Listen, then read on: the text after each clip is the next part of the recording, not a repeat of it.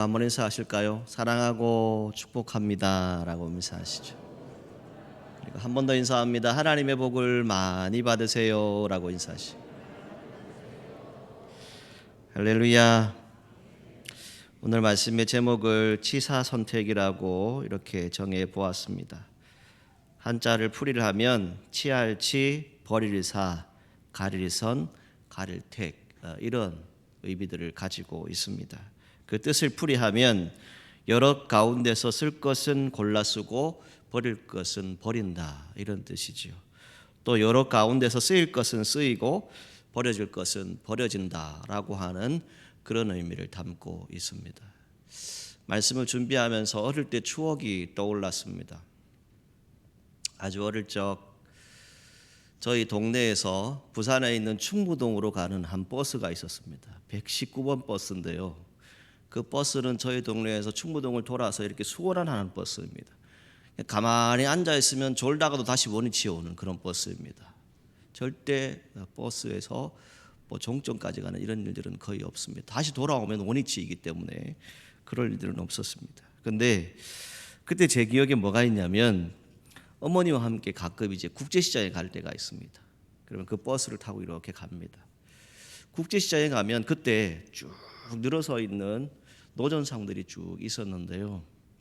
거기에 요즘 얘기하는 종이박스 있잖아요. 종이박스에 한 기퉁이를 이렇게 잘라 넣어가지고 이렇게 써놓았어요. 우동, 짜장 300원. 기억나시나요 혹시요? 우동을 선택하든 짜장을 선택하든 두 가지만 선택을 하면 돼요. 그죠? 그래서 그 중에 하나만 먹으면 300원을 내면 됩니다. 그래서 그때는 국제시장에 가면 그 짜장면 먹는 날, 우동 먹는 날이었어요. 그런데 요즘 우리 중국집을 여러분 한번 보십시오. 중국집 선택을 하려고 보게 되면 메뉴판이 어떻습니까? 꽉 차 있죠. 그래서 요즘은 이 선택하기도 힘드니까 어떻게 합니까? 볶음도 먹고 볶음밥도 먹고 싶고 짜장면도 먹고 싶으니까 복짜면, 그죠? 자, 이런 식으로 이렇게 메뉴가 나오죠. 또 한 가지 여러분들 한번 생각해 보십시오. 제가 아주 어릴 적에는 밥솥이 그렇게 상용화되지는 않았지만 조금씩 이제 밥솥이라고 하는 것이 나왔어요. 밥통이라고 하는 것. 자, 그때의 버튼은 딱 두 가지였습니다. 뭐였죠? 치사와 보온, 이 두 가지밖에 없었어요. 치사를 하면 되고, 그리고 밥이 다 되면 보온시키는 것만 하면 돼요. 근데 요즘 밥솥, 밥통 어떻습니까? 여러분 아마 여성분들은 다 아시죠? 엄청 복잡합니다. 온도에 따라서 또 어떤 음식을 하느냐 레시피에 따라서 그것이 다 달라지죠. 그런 시대를 저희가 지나왔습니다. 그런데 시대가 변하면 변할수록 어떤 일들이 우리 안에 있습니까? 더 복잡해지고 어쩌면 더 어려워지는 시대에 우리가 살아가고 있죠. 그래서 심지어는 어떤 유행어가 있냐면 무엇을 얘기합니까? 선택적 장애라고 하는 말이 생겼습니다. 이 선택을 해야 되는데 이 장애가 생기는 거예요. 이것도 하고 싶고 저것도 하고 싶고. 자, 그런 일들이 생겨나는 것이죠. 그런데 이 당시에 1979년도에 한국에 롯데리아가 처음 생깁니다. 그때 햄버거 값이 얼마였냐면 450원이었어요. 근데 450원짜리 이 햄버거를 먹자고 줄을 섰던 그런 세대가 저희 세대입니다. 이런 시대를 지나고 그때의 모습은 어떠했습니까? 그냥 단순했어요. 어쩌면 배고프면 뭔가를 먹으면 돼요. 그리고 그렇게 살아가면 되고, 또 신앙생활 얘기하면 교회에 가면 모든 것이 다 있었어요. 찬양, 율동, 문학, 심지어는 거기에는 우리가 만날 수 있는, 함께 할 수 있는 모든 공동체가 그 안에 다 있었지요.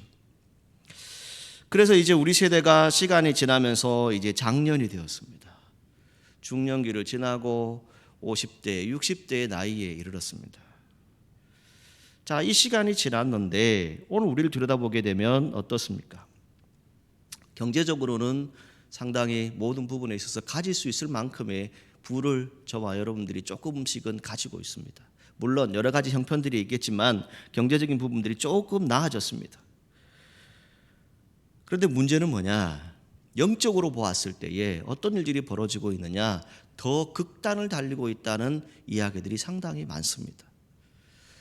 뜨겁든지 차갑든지 이게 문제가 아니라 교회를 나오든지 안 나오든지로 갈라진다는 거예요. 그래서 어떤 신종어가 나왔습니까? 가나안 교인이라고 하는 말이 나왔습니다. 이게 뭐죠? 안 나갑니다. 뒤집으면 안 나간다는 교회예요. 성도들이 이 일들을 하고 있다는 것이죠. 즉 영적으로 이런 극단적인 상황들이 우리 안에 와 있습니다. 이때 많은 목회자들이 이야기하고 있는 것은 뭘 얘기하냐면 오늘날 한국 교회가 다시 평균으로 돌아가야 된다. 그 평균은 뭘 얘기하느냐? 하나님 중심으로 돌아가야 된다. 말씀 중심으로 돌아가야 한다. 그리고 우리의 기도의 자리를 회복해야 한다. 이것을 교회마다 외치고 있습니다. 심지어는 어떤 일들이 벌어지고 있습니까? 우리의 다음 세대가 잘 자라가고 있습니다. 여러분들의 가정에도 또 학교에 가보면 우리의 다음 세대들이 자라가고 있어요. 그런데 이 아이들이 분명히 있는데 교회에 나오는 신앙생활하는 그 퍼센테이지를 따져보면 통계적으로 보았을 때 약 3%밖에 되지 않습니다. 심각한 상태에 우리가 와 있습니다. 여러분들조차도 아마 신앙을 고백한다면 내 자녀는 내 마음대로 안 됩니다 라고 하는 말을 아마 스스로 고백하게 될 겁니다. 그렇다 보니 어떤 일들이 벌어졌습니까? 교회 안에 개인주의가 있습니다. 한때 코로나가 터지고 교회는 어떤 일들을 생각했냐면 신천지가 확 드러났을 때 이제 저 기독교 이단들이 이제 다 하나님이 저렇게 정리하시는구나 이렇게 생각하고 좋아했습니다. 그런데 얼마 지나지 않아서 교회는 직격탄을 맞았습니다. 한국교회 이미지가 상당히 실추되기 시작했습니다. 그 이유 중에 하나, 여러분도 아마 다 경험해 보셨겠지만 예배를 드리러 오려고 하면 직장에서 상사가 못 가게 하니 CCTV를 피해서 교회로 들어와야 했습니다. 월요일 날 출근하면 상사들이 묻습니다. 교회 갔다 왔지? 라고 하면 여러분 뭐라고 대답하셨어요? 안 갔는데요? 그렇게 대답을 해야 되는 그런 시대에 우리가 살아왔습니다. 그리고 이제는 그 시기를 지나서 무엇을 보고 있습니까? 세상이 보는 교회가 무엇일까? 성도들이 보는 교회가 어떤 곳일까? 이런 것들을 하다 보니까 결국 우리 안에서 정말 영적인 필요성, 영적인 하나님을 향한 그런 갈망함이 차츰차츰 식어져 가고 있다라고 많은 분들이 이야기하고 있습니다. 결국 어떤 분들은 이렇게까지 얘기합니다. 자유롭게 신앙에 매이려 하지 않는다.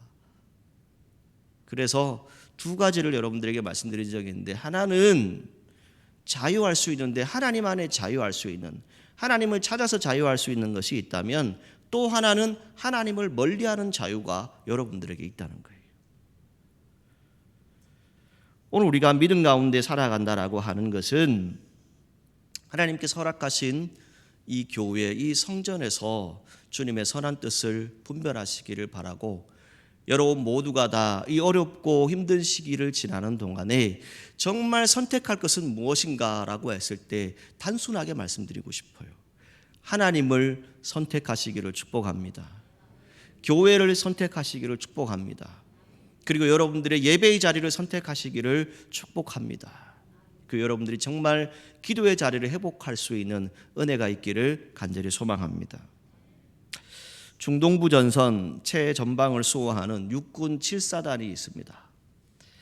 자, 이 7사단은 사령부로부터 GP, GOP 등 이 소부대에 이르기까지 전 부대에 무엇이 현수막으로 걸려 있냐면 이렇게 적혀져 있습니다. 절대 포기하지 말자. 그래서 이걸 줄여서 요즘 젊은 세대들이 얘기하죠. 절절포라고 얘기합니다. 한번 따라 하시죠. 절절포. 예. 절대 포기하지 말자.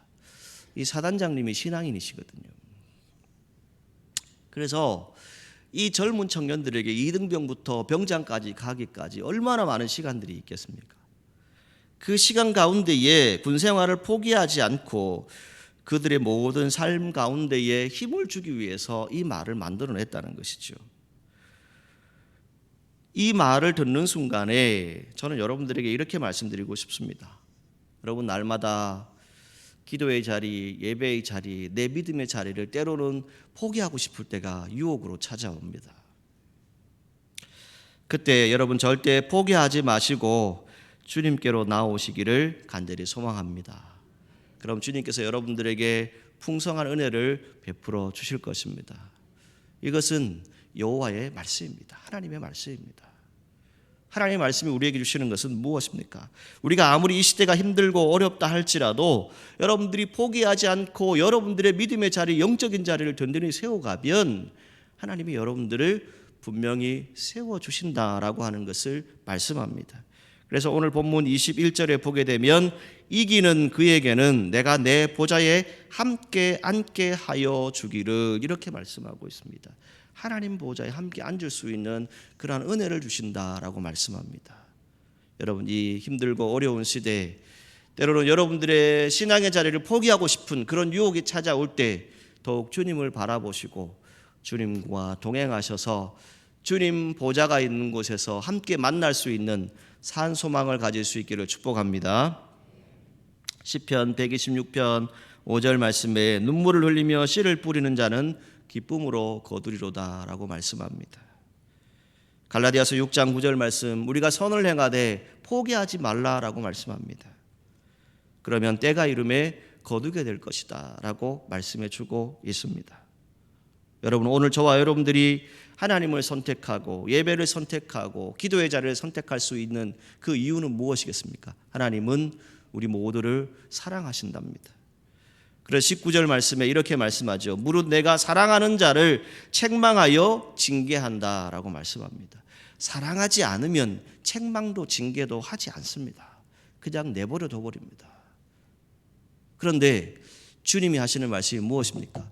우리를 사랑하시기 때문에 오늘 이 시대를 향해서 믿음의 사람들에게 주시고 있는 말씀이 무엇입니까? 오늘 우리가 꿈을 가지고 있지 않습니까? 공동체를 향한 꿈이 다 있지 않습니까? 또 여러분들의 가정과 여러분들의 삶의 터전을 향한 그런 믿음의 기도의 제목들이 다 있으실 겁니다. 그것을 포기하지 않고 하나님께로 나아가는 저와 여러분들이 되기를 간절히 소망합니다.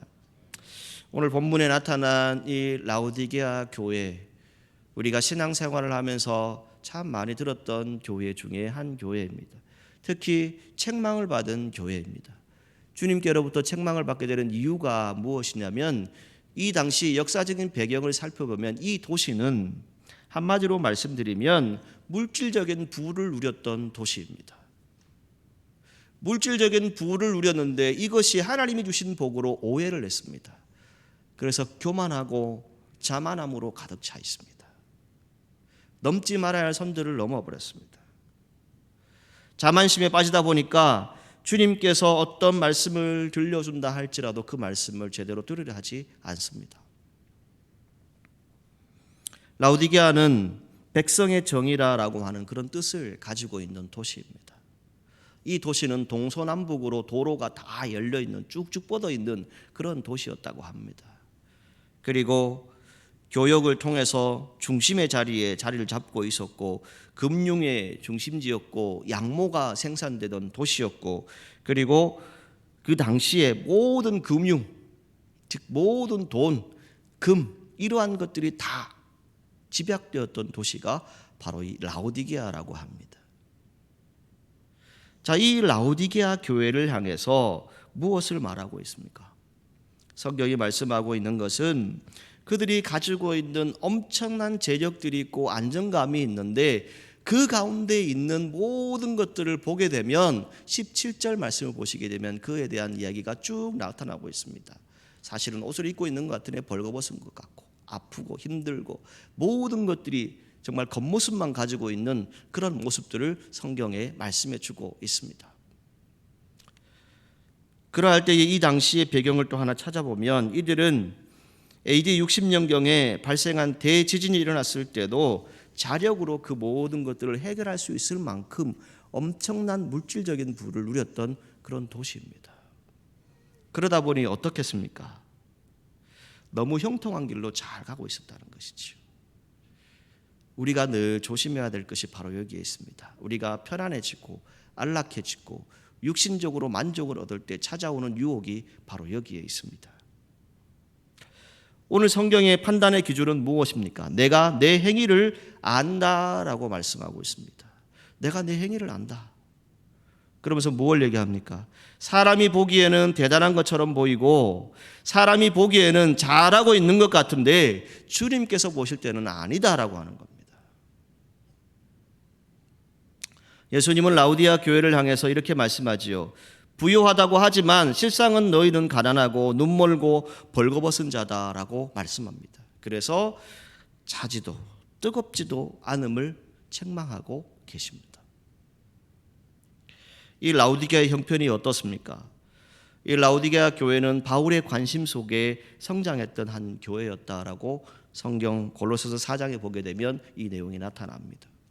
그런데 성장했던 그 교회가 비정상적인 그런 일들을 행하게 되고 퇴보하는 교회가 됩니다. 그 이유는 무엇입니까? 육신적으로 안락함이 찾아왔다는 거예요. 물질적인 부유함이 그들을 유혹하고 있다는 겁니다. 그럴 때 주님이 나타나십니다. 본문 14절 말씀에 보게 되면 아멘이신 주님, 충성되고 참된 증인이신 주님, 창조의 근본이신 주님이 나타나서 무엇을 얘기하고 있습니까? 그들을 책망하고 있습니다. 그 책망은 미지근한 신앙생활을 말씀하고 계시죠. 그리고 주님께서 그들을 토해내실 것이다라고 말씀합니다. 그리고 공고한 것, 가련한 것, 가난한 것, 눈먼 것, 벌거벗은 것을 알지 못한다라고 책망하고 계셔요. 깨달아야 하는데 깨닫지 못한다는 겁니다. 스스로가 영적으로 어떻게 되어 있습니까? 잠자고 있다는 것이죠. 뜨거워야 하는데 열정을 가지고 주의 일들을 해야 되는 사람들이 지금 미지근해서 차지도 않고 이것도 아니고 저것도 아닌 그러한 말들을 하고 있다는 것이죠. 라우디게아 교회에 그것으로 끝난 것이 아닙니다. 주님은 그들을 사랑하신다라고 분명히 말씀하셨어요. 그래서 사랑하시기 때문에 책망도 하고 징계도 한다라고 말씀하셨어요. 그러면서 19절 마지막에 뭘 얘기합니까? 내가 열심을 내라 회개하라 라고 말씀합니다. 그리고 18절 말씀에 보게 되면 불로 연단된 금을 사라고 말씀하고 흰옷을 사서 벌거벗은 수치를 보이지 않게 하라고 말씀하고 안약을 사서 눈에 바르라라고 말씀하고 있습니다. 이 내용들이 다 결국 뭐냐면 이 당시에 이 도시에 가장 유명했던 것들을 이야기하는 겁니다. 금, 옷, 안약. 이 도시는 이 모든 것의 가장 중심지였습니다. 금융, 그리고 의술, 그리고 무역, 옷. 이게 중심지였단 말입니다. 그러니까 그 모든 것을 다 가지고 있는 것 같은데 결국 그것이 아니라는 거예요. 이것을 우리가 영적으로 우리가 해석을 해보면 무엇을 얘기하고 있습니까? 육신적으로 다 가진 것 같으나 이 안에 예수님의 마음, 예수님을 모신 신앙생활이 없다라고 하는 겁니다. 그래서 오늘 본문 20절 말씀에 무엇을 얘기합니까? 볼지어다 문 밖에 서서 내가 두드린다라고 말씀합니다. 그리고 누구든지 내 음성을 듣고 문을 열면 내가 그에게로 들어갈 것이다 라고 말씀합니다. 오늘 사랑하는 사초듭교회 성도 여러분, 오늘 본문의 말씀 우리가 수도 없이 들었던 말씀 중에 한 본문입니다. 그런데 이 본문 가운데 우리가 깨닫기를 원하는 것은 주님은 사랑하시는 자에게 책망도 하고 공고도 하십니다. 그리고 그들이 돌아오면 그들에게 은혜를 베푸신다라고 하는 것이 성경의 말씀입니다. 그래서 마지막 22절에 무엇을 얘기합니까? 귀 있는 자는 성령이 교회들에게 하시는 말씀을 들을지어다 라고 말씀하고 있습니다. 오늘 저와 여러분들이 이 시절을 다 지나고 나서 하나님의 뜻 가운데서 성령이 교회들에게 오늘 이 시대에 하시는 말씀이 무엇일까라고 하는 것을 잠시 한번 생각해 보고자 합니다. 가장 먼저는요, 이렇게 말씀드리고 싶습니다. 본질로의 복귀입니다. 본질로의 회복입니다. 제가 계속해서 이 말씀을 여러분들에게 드리고 있습니다. 이것이 물론 모든 목회자들이 지금 가지고 있는 하나의 중심이기도 합니다. 본질이 여러분 무엇입니까? 하나님, 말씀, 믿음, 은혜, 충성, 이러한 것들이 아니겠습니까? 오늘 우리는 본질적인 것을 선택하지 않고 불필요한 것을 너무 많이 가지고 있습니다. 오늘 우리 교회가 여러분들의 신앙생활 가운데 정말 잘라내야 될 것, 버려야 될 것이 무엇인지 우리 스스로가 알고 있습니다. 그런데 그것은 남겨두고 하나님께서 허락하신 그 믿음의 자리를 선택하기보다 그것을 더 남겨두었기 때문에 거기에 더 관심이 많다는 겁니다. 그래서 교회마다 헌신자를 찾고 봉사자를 찾으면 없습니다. 분명히 사람들은 있는데 없습니다. 이유는 간단합니다. 육신적인 일이 더 바쁩니다. 먹고 살기에 더 바쁩니다. 시대가 많이 지나서 산업화가 진행되었고 정보화가 되었고 이제 모든 것이 다 알 수 있는 그런 시대에 우리가 살아가고 있습니다. 이 시대에 오늘 저와 여러분들이 함께 고백하고 믿음의 자리를 얻기를 원하는 것은 우리가 버릴 것은 버려야 됩니다. 과감하게 내려놓아야 합니다. 그 과감하게 내려놓음에 있어서 우리가 기억해야 될 것은 저와 여러분들에게 어마어마한 힘, 에너지가 있다는 것을 꼭 기억하시기를 축복합니다. 자, 아멘이 안 되시나요? 자, 여러분들 가슴에 손을 얹고 저를 따라 한번 해보시죠. 나에게는 주님이 주시는 능력이 있습니다. 아멘. 성경에 있잖아요. 빌립보서 4장 13절 말씀에 내게 능력 주시는 자 안에서 내가 모든 것을 할 수 있다. 할 수 있느니라라고 분명히 말씀하고 있잖아요. 여러분들에게 능력이 있다고요. 에너지가 있습니다. 힘이 다 있습니다. 그걸 잃어버렸다는 거예요. 복음이 가지고 있는 것은 무엇입니까? 예배 드린다고 해서 여러분 코로나에 감염됩니까?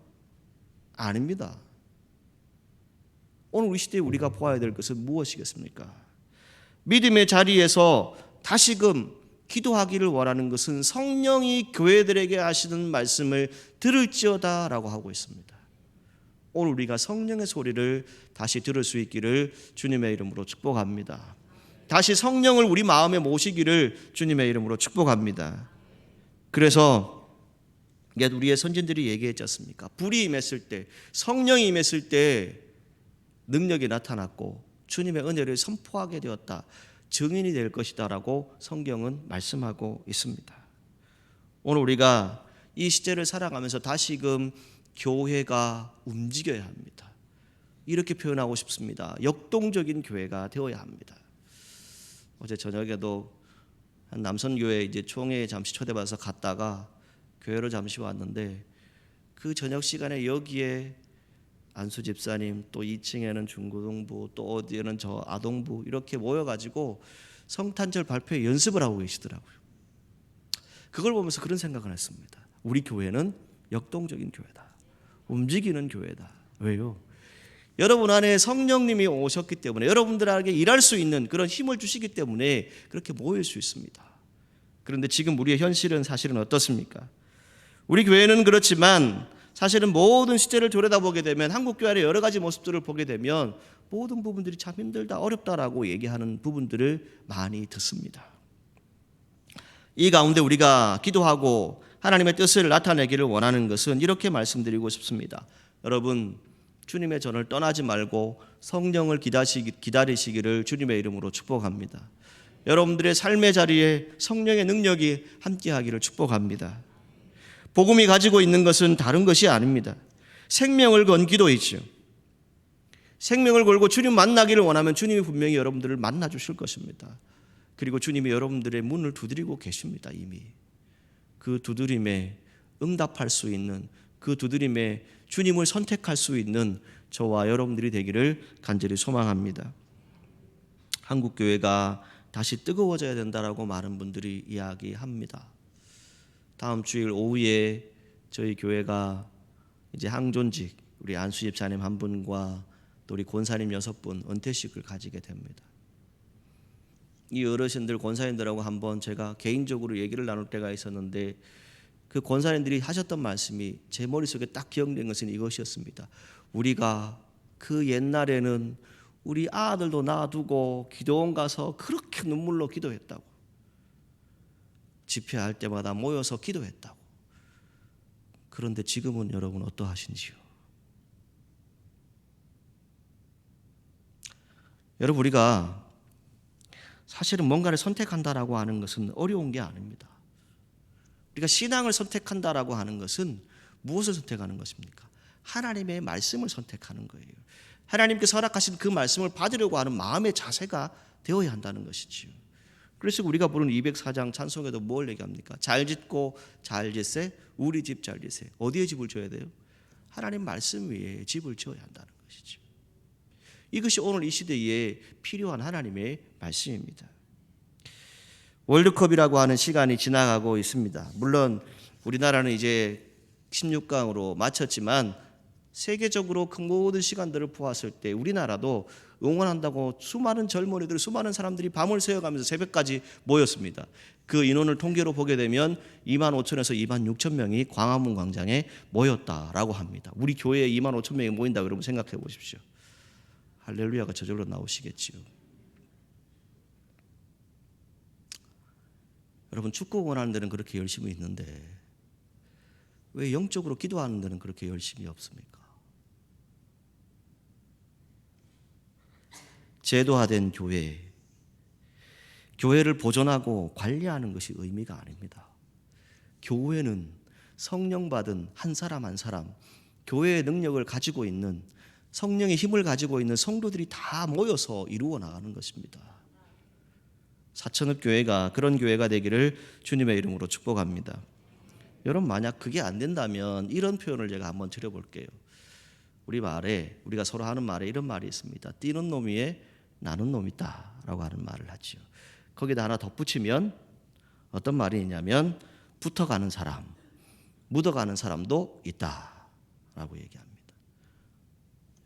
여러분들과 제가 영적으로 다시 거듭날 수 있는 방법은 내 스스로가 어떤 차별성을 두는 것이 아니라 그것에 대해서 정말 갈망함이 있으면 붙어서라도 내가 거기에 딱 붙어서라도 뭔가 얻으려고 하는 그런 소원이 여러분들에게 있어야 한다는 것이죠. 오늘 우리가 믿음의 자리, 은혜의 자리를 사모한다면 무엇을 해야 되겠습니까? 교회가 건강해지고 교회가 믿음 가운데 든든히 서는 것은 다른 것에 있지 않습니다. 하나님을 갈망한다라고 하는 것은 무엇이겠습니까? 성령이 내 안에 오시도록 기도하는 것입니다.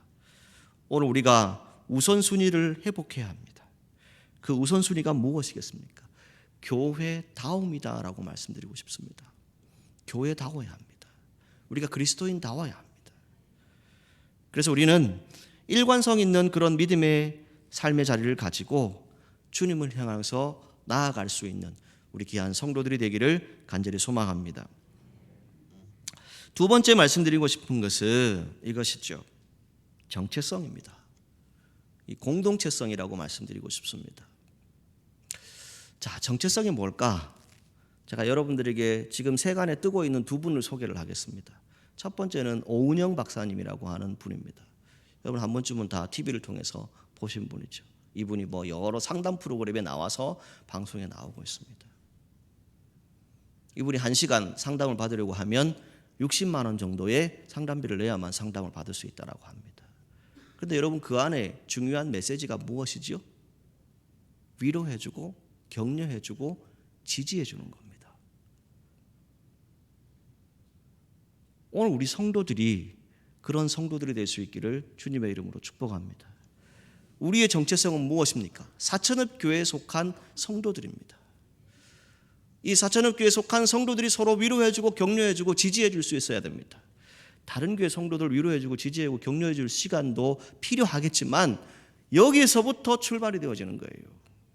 내 안에부터 영적인 능력이 있어야 하고 내 안에부터 정말 믿음의 능력을 가져야 할 때 그것이 뿜어져 나가지 않겠습니까? 이런 표현을 드리겠습니다. 자연스럽게 흘러가게 됩니다. 우리 교회가 믿음 가운데 든든히 서면 사천 지역에 자연스럽게 흘러가게 될 것입니다. 그리고 세계 열방으로 교회의 역할들이 나타나게 될 것입니다. 오늘 우리가 기도한다라고 하는 것은 무엇입니까? 내 안에 주시는 한없는 위로와 평안, 그 고통 가운데 있지만 하나님이 나와 함께 하신다라고 하는 그 위로를 얻게 되는 것이죠. 그 위로를 가지고 저와 여러분들이 한 공동체임을 기억하고 서로 격려하고 지지해주는, 서로를 위로해주는 그러한 교회가 되기를 주님의 이름으로 축복합니다. 두 번째는요, 요즘 뜨는 한 가수가 있지요. 미스터 트롯, 그죠? 하면 여러분 딱 떠오르는 이름이 뭐죠? 임영웅이라고 하는 한 가수입니다. 자, 이 가수가 요즘 콘서트를 많이 하더라고요. 보면 막 수많은 군중들이 모입니다. 근데 교회에서 금요기도회 하자 그러면 다 어디 갔는지 없어요.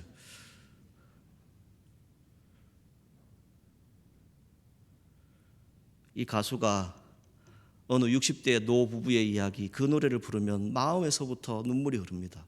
철철철철. 내 나이 30쯤에 그 노래를 부르면 30대 가까이 되거나 30대를 지나가고 있는 젊은이들은 내 나이 30에 내가 지금 뭘 하고 있나, 이런 것들을 생각을 하게 되죠. 이것이 무엇입니까? 공감하고 감정을 느끼고 눈물을 흘린다는 거예요. 근데 제가 주중에 한 장모님하고 이런저런 얘기를 나누면서 장모님 이런 얘기를 하시더라고요. 본인이 정말 힘들고 어려울 때 새벽에 새벽기도에 가서 앉았는데 그냥 다른 거 없이 그냥 철철철 눈물을 흘렸대요. 왜 눈물을 흘렸는지 모르겠지만 하여튼 그렇게 눈물이 흐르시더래요. 여러분, 주님 앞에서 정말 여러분들의 마음을 솔직하게 한번 내어보십시오.